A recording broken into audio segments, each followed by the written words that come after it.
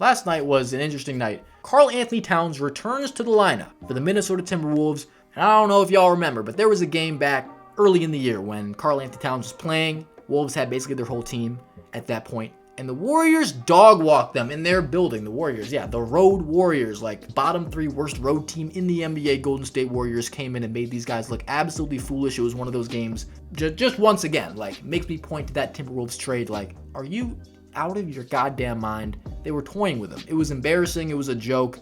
And so surely the Warriors were going to come out here at home in a game that, like, they still need to win all these games. Nobody is safe right now. The Warriors, even after last night, yeah, they're still in 6th place.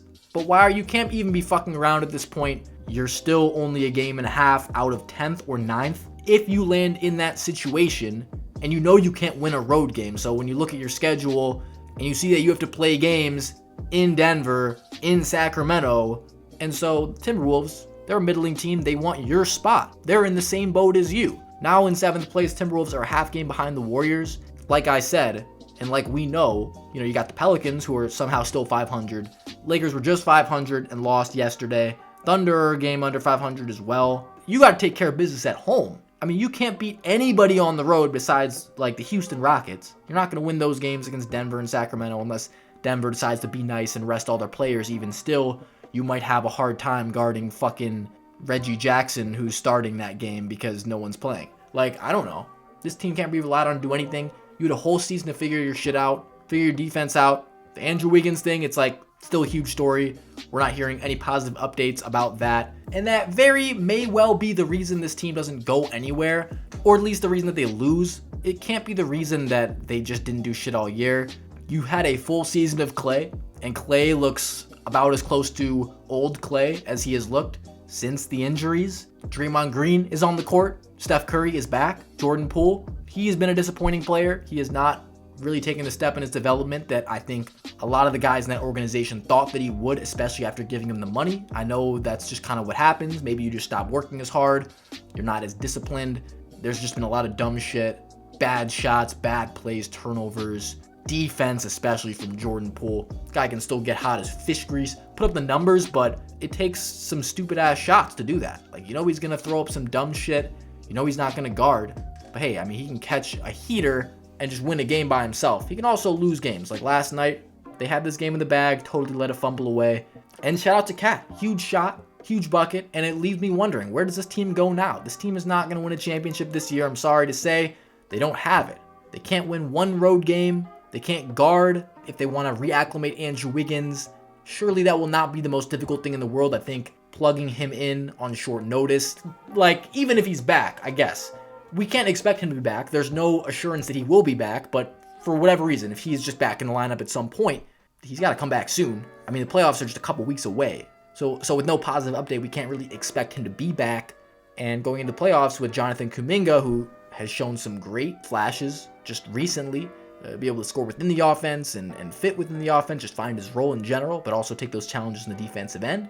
I mean, I think that's certainly promising, but this team has kind of relied on the fact that, or the idea that they'd be able to flip a switch once they got to a certain point of the season because they were being lazy and lackadaisical, inconsistent in their efforts. I mean, you got Draymond Green, franchise cornerstone, before the season, just basically knocking out a young player on your team, or just another key player on your team for that matter. Try to cover that up, try to act like everything's all good. It's really hard to believe that didn't sustain to some degree, that they just swept that under the rug and it was never a problem for anyone, that it didn't contribute to anything or any of the level of play that we've been seeing.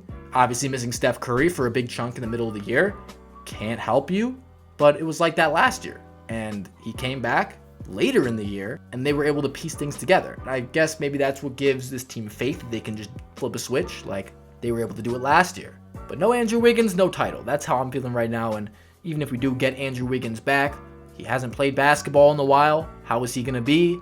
What is even going on with that? So a 9-29 road team.